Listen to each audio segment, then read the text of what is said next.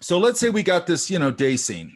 Okay, obviously this isn't finished out or anything. I think we were doing this as a bunch of demos in class, okay? And then I want to do a night scene. So I'm going to go here. I'm going to go here and I want to put a layer above this, right? I could probably put it below. I like it above it. And then I'm going to go, so now I got this layer. I'm going to go gray. Let's say gray. And then, this is the same thing I just showed you in my sketchbook, basically, okay? And then I'm going to go to my, I'm going to pull this over here. To my grayscale, I'm going to pick this, and I'm just going to fill the whole layer. And then I'm going to put it on multiply. Okay, so now I've got this gray transparent layer over my drawing, right? And I've got other stuff going on here, so this is a little weird. And then I'm going to put a layer mask on it. And then I'm going to grab a soft brush. I usually start off with a soft brush. And then I'm going to drop my opacity down quite a bit. And I'm on my layer mask. And I'm going to start going. This little cafe area here would have activity. It'd be lit. So I'm going to start pulling some light out of here.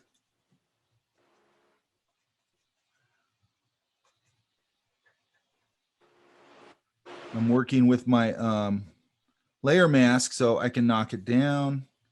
This is probably going to have the most light here, just because, it's a business. So it's also going to spill up onto this building a little bit.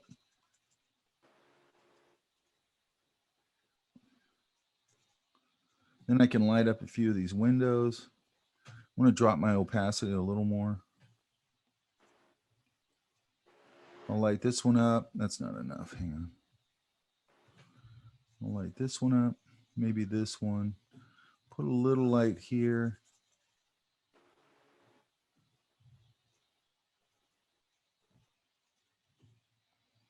And then I'm going to keep going and go. This little food truck would be lit. Now, if you notice, I'm staying low opacity here because I want to have somewhere to go. Okay. And I still haven't got it quite dialed in where I want it. Okay, so that means it's going to hit here a little less hard. And then I'm putting a slant into it because would be a dashboard right there blocking some of the light. And then there's going to throw a little light out here.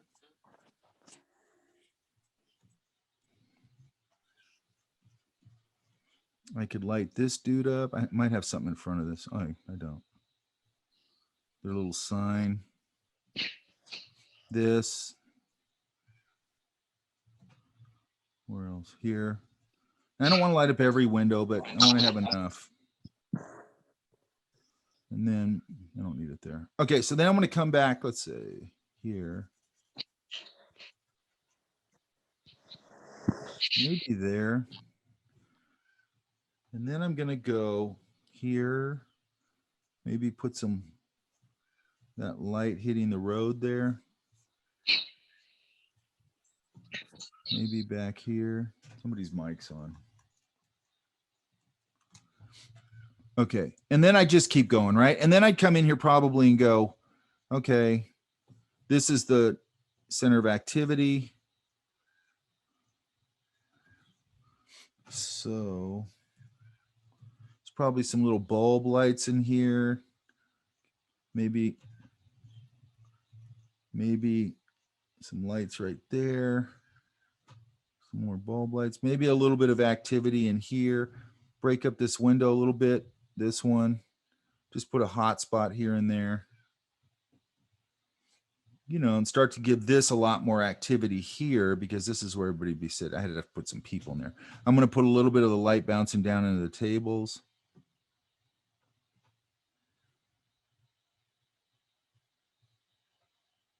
I have a quick question, actually, Sure. Mike. Yeah. How do you balance all of the lighting and the shadows to avoid the piece becoming too busy?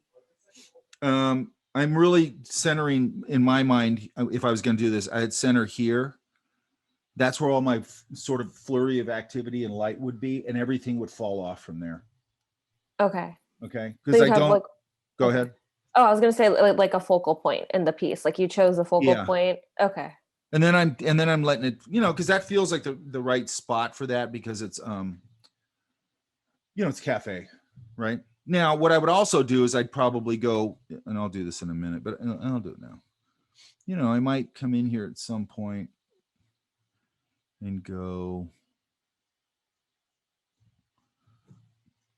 and I'd start,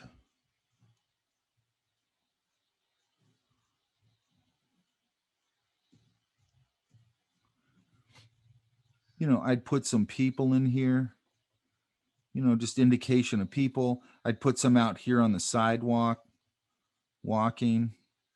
I'd start populating this. I'd probably make sure that there's some people, like a little crowd out here hanging out.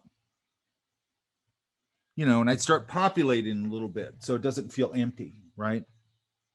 I definitely have some people right here, like ordering food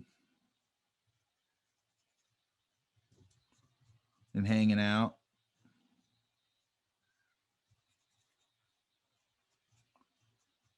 And I always build these really loose, and then I just start fleshing them out. So I'd have, Yeah. and then I can get here, I can get a little shadow getting cast there. So I like this little bit of activity here, and then a flurry of activity back here, right? So it's sort of like you're thinking, and then I'm also, this hasn't been totally fleshed out on value in general, right? So I might come in here, and use my the same tools and put in, also put in some dark value, right? Yeah. Because there might be darker value in here as I'm going, and I'm just putting all that on this layer so I can paint it in and out.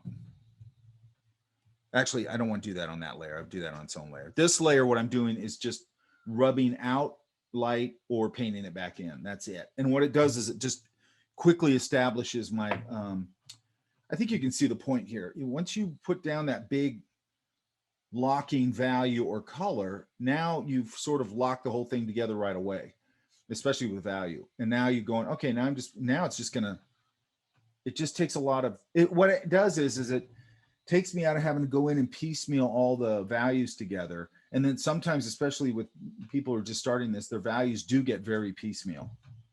Okay. Or their colors get very piecemeal. Whereas if you have techniques that lock it together, and by the way, I've been doing this a long time, I could do the same thing where I look at something and I didn't like kind of lock it all together. And I go, Jesus, it just feels like a bunch of separate pieces that don't connect. You see it all the time, right? So this kind of thing always sort of helps you with that sort of thing, right? Oops.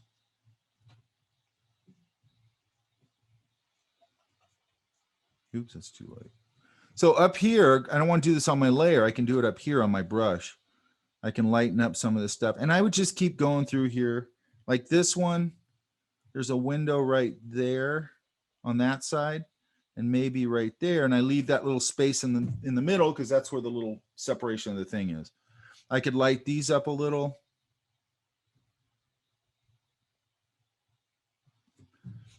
You could light the road up a little more out there.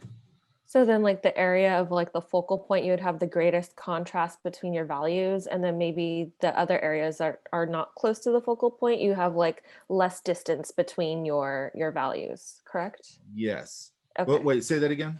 Oh, sorry. So the focal point of the piece, you'd have like really contrasting Yes. values because it Yeah. attracts your eye. But then as you move further away from the focal point, the values are closer together. So like maybe like a dark gray and a medium Yeah. gray. So what I'd have to decide here is like, is this the focal point or is this truck here the focal point?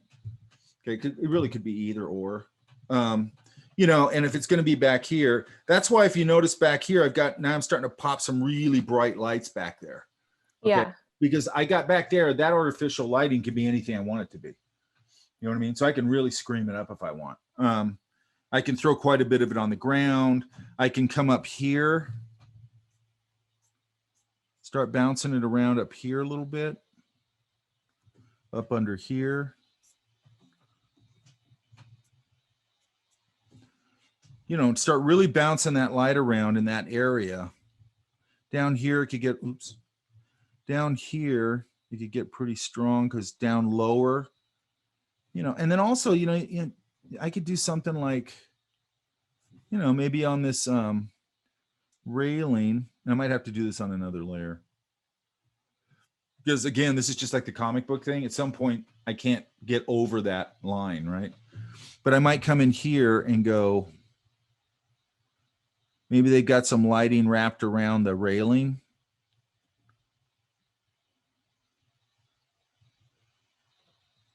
Maybe under these umbrellas it's catching a little light. Would you also change the values of the line art as well to kind of go with what I was saying earlier? I could. I don't know if I would or not.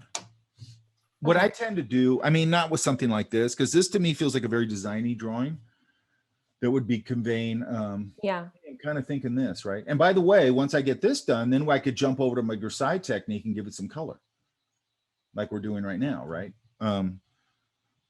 And man, I can get these things going. And another thing is like this foreground, like here, I'd probably want to, put a light source here, like a sconce or something, and probably light a little of this. Is too strong here. And light a little of this little porch, the up facing planes here. Just get a little ambiance on the little porch area, but really keep it knocked back so it doesn't take over. Yeah.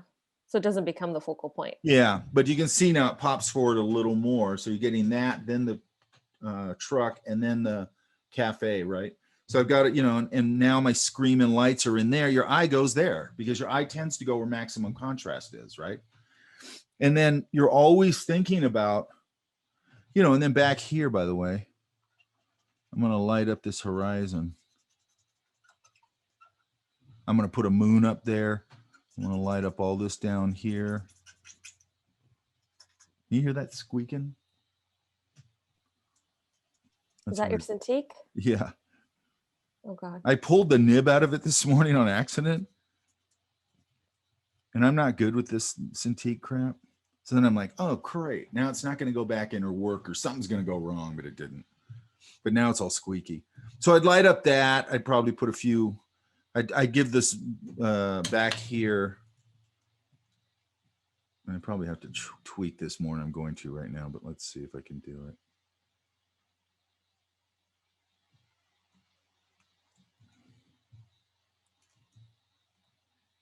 Come on. Let's see what happens here.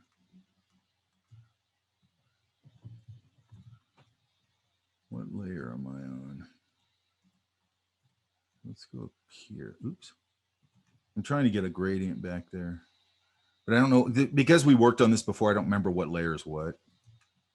Yeah, I can't quite get it because I don't know what layer it needs to go under. But I would light up that. By the way, if you look right there, you're already starting to get a painting. You know what I mean? So, again, a nice little exercise to do is do this, especially with a character or something like that, and start blocking it in just like we do with our comic book color. Really build up the color, then turn the line layer off, and then take off on the painting part like we talked about before. Okay, it's a really good. I think I use that technique digitally still. Like I still just use the line drawing up until a point. Then I turn off and go, oh, cool. Now I can start painting. And then I start working over it and all that stuff, right? This kind of thing I wouldn't do that with, but it's a nice trick to know. Okay, does that all make sense? It's pretty simple, right? Oh, here. This signage, oops. So I would light up this, all this in here.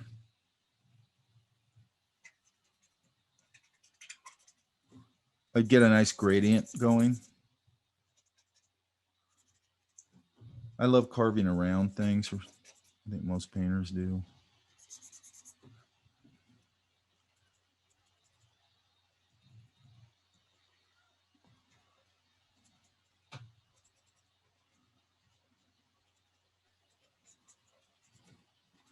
And by the way, you'll notice when you're driving in the city, it's so weird. Like at night towards the horizon, you get all that light pollution, you know? So this could start to become clouds, which it is sort of. You know, and again, I could come here maybe. I don't know if this will work.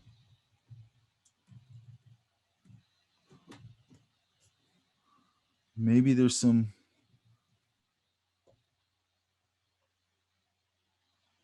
little lights on that building, some lights on this building. Bulb lights here. I wouldn't put that line there.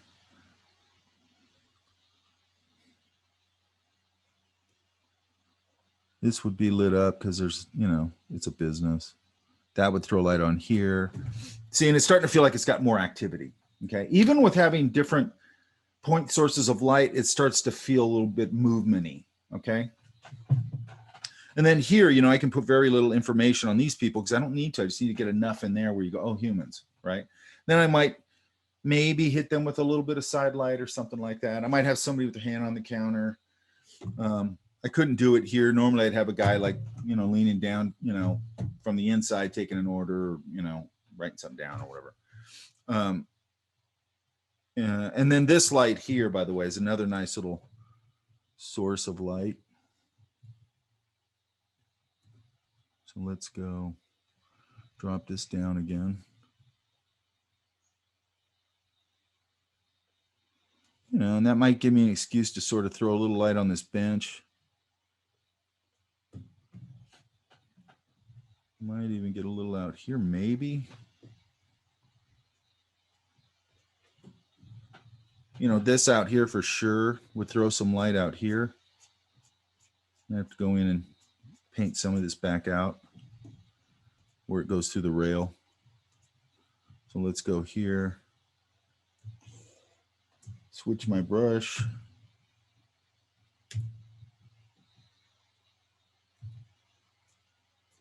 Oops, wrong way. I don't want that much actually. That's weird. Oh, I'm not on the layer. See, I'm not on the layer mask. So let's go back, get on the layer mask.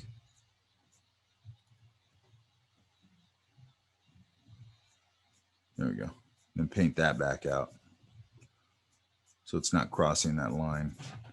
And so on and so forth, right? Yes. And the thing I like about this stuff, it's still pulling in your own point of view, okay? Because it's not a sort of technique, step-by-step trick where you're going to get the same result all the time. This way I can finesse it with my knowledge of lighting and all that kind of stuff and put my own stamp on it and get much more complex than if I'm using some sort of step-by-step-y kind of thing. You know what I mean? Mm-hmm. Okay, so I'll see you guys on Monday. So get these things finished, yeah? Right on. If you have any problems with it, bounce me an email. Okay? All right, you guys, I'm out. Thanks, Mike. Thanks, you guys.